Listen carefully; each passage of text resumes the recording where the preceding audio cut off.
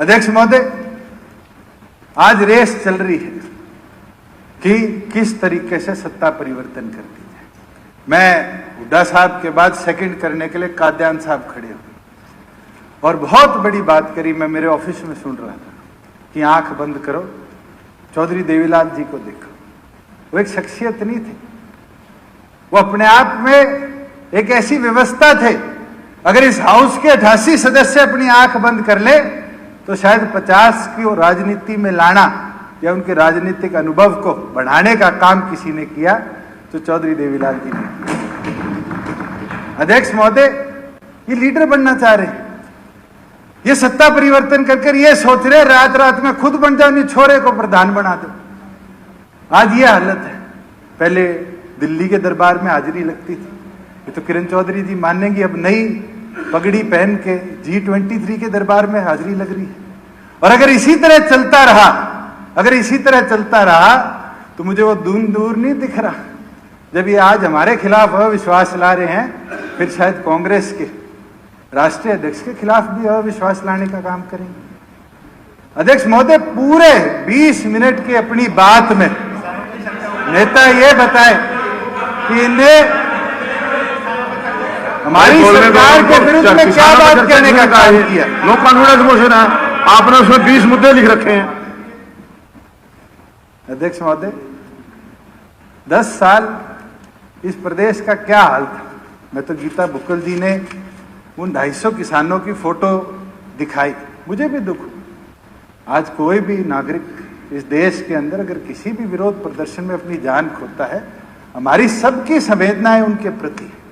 मगर ये तो वो लोग हैं, जब टीचर इनके दरवाजों पर आई तो सीधी गोली मार के उनकी जान लेने का काम किया। ये तो वो लोग हैं, जब हीरो होंडा के कर्मचारी धरने पर बैठे तो पार्क में पहले उनको घेरा और फिर लाठियों से पीटने का काम किया।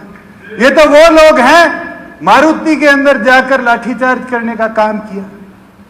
मैं तो एक चीज आपको बताना चाहता हूं, किसान आए, बिल्कुल रिजॉर्ट हुआ, हमने भी किसी तरह का बल प्रयोग नहीं किया।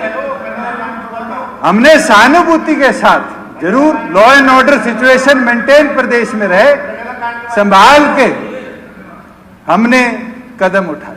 और आज भी दिल्ली के बॉर्डर पर जो किसान बैठे हैं उनको मूलभूत सुविधाएं प्रदान करने का काम हमारी सरकार का है। अध्यक्ष महोदय, मैं एक चीज जरूर बोलना चाहूँ,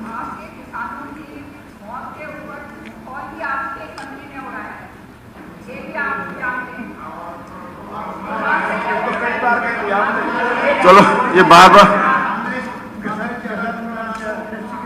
लोगों की, किसानों के हम समर्थन करते हैं, किसानों के साथ हैं।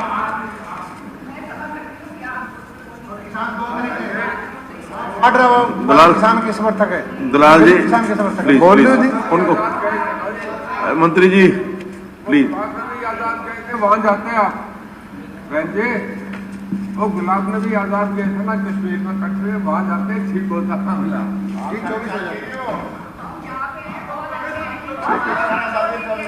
चल अध्यक्ष महोदय, ये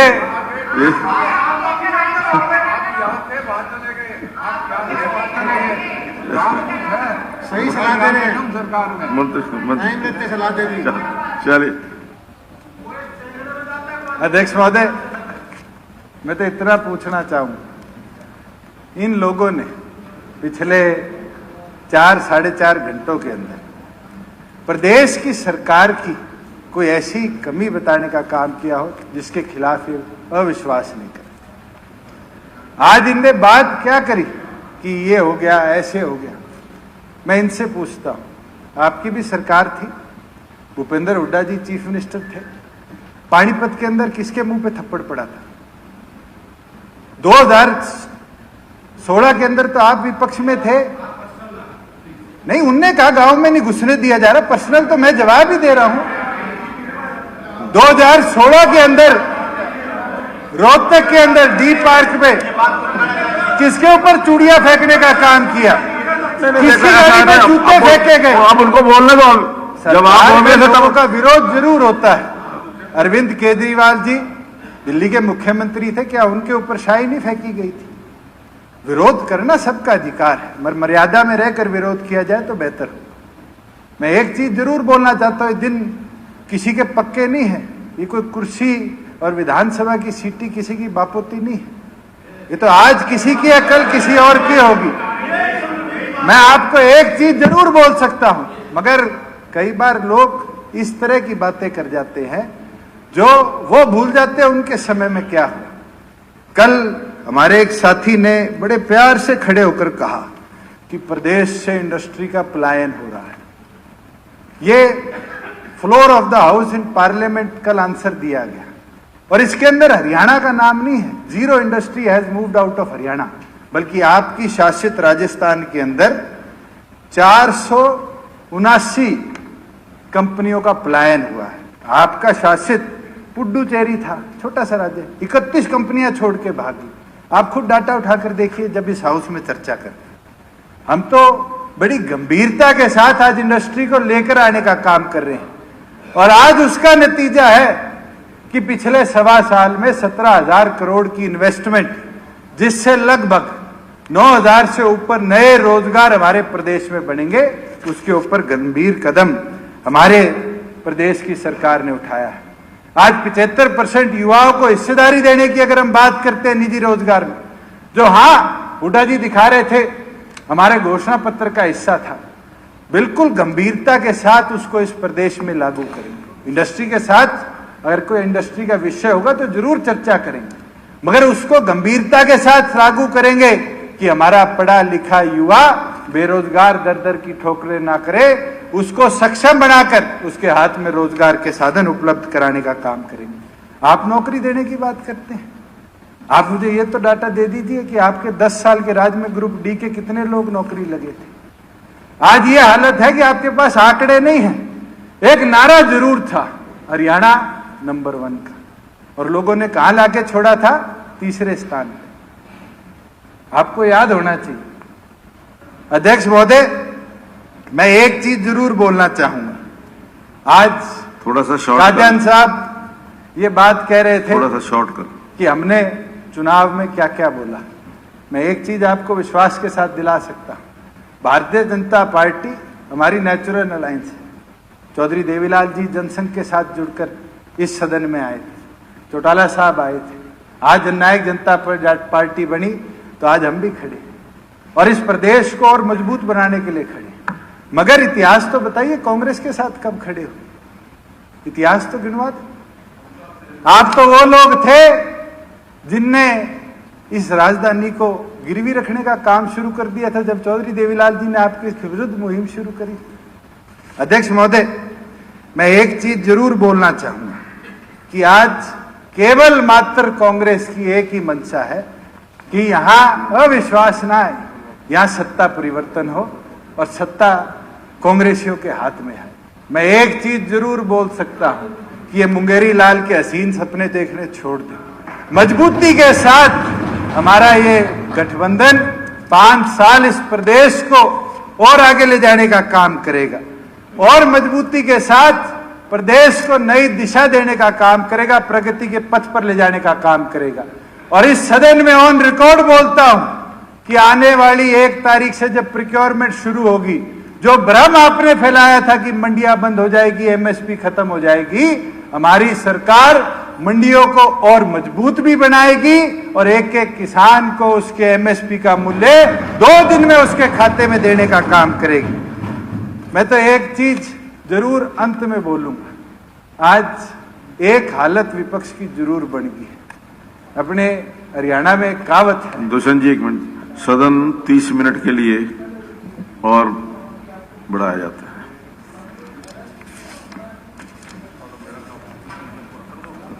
आपने करना जी।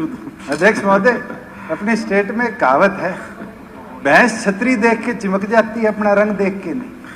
आज ये हालत कई लोगों की हो चुकी है, जो हमारी पार्टी को, जो केवल मात्र 2 वर्ष के अंदर बनी, आज लोगों के विश्वास पर खड़ी है, सरकार में बैठी है, उसको देख के डर जाते हैं। मैं तो आप लोगों से आग्रह करूंगा, जनता का विश्वास पहले आप लोग अपने पक्ष में करने का काम करें। आज ये हालात है कि जनता आज आपके पक्ष में नहीं है। आपका साथ लगता हुआ राजस्थान एक साथ लगता हुआ पंजाब, आपके ही दोनों प्रदेश में पार्टी का शासन है।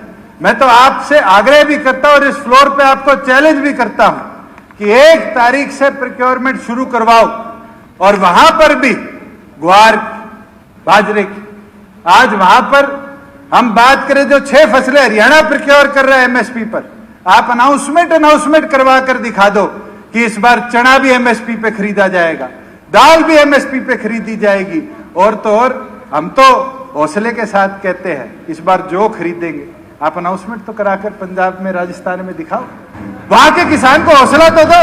हम तो अपने किसान के प्रति संबंधित है। मुझे याद है 5 साल पहले टमाटर सड़कों पर दादरी में गिरा करता था। सोमवीर जी बैठे हैं, पिछले साल हमें ये पता चला भावंतर के अंदर ना उनका टमाटर उठाकर भावंतर योजना के तहत हमने राजस्थान की फैक्ट्रियों में बेचा। हमारी सरकार गंभीर है कि केवल मात्र ये 5-6 फसलें नहीं, चाहे सब्जियां, चाहे और ऐसी प्रोड्यूस हो जो किसान की मेहनत से, लगन से आज उगता है, उसको पूरा भाव देने का काम करे। और मैं तो शकुंतला खट्टक जी की उस कविता का धन्यवाद करूंगा जो पढ़ते पढ़ते वो इतनी भावुक होगी कि वो बताने लगी खेती कर कर देखो, खेती कर कर देखो। मैं तो विपक्ष के साथियों को बोलूंगा ये गमले में ग्रास वीट उगाकर छोड़ दो, आ जाओ खेतों में जाओ, किसान की समस्या सुनो। अगर वीट ग्रास का पानी गमले वाले गेहूं से पियोगे तो फिर किसान की लड़ाई नहीं लड़ पाओगे।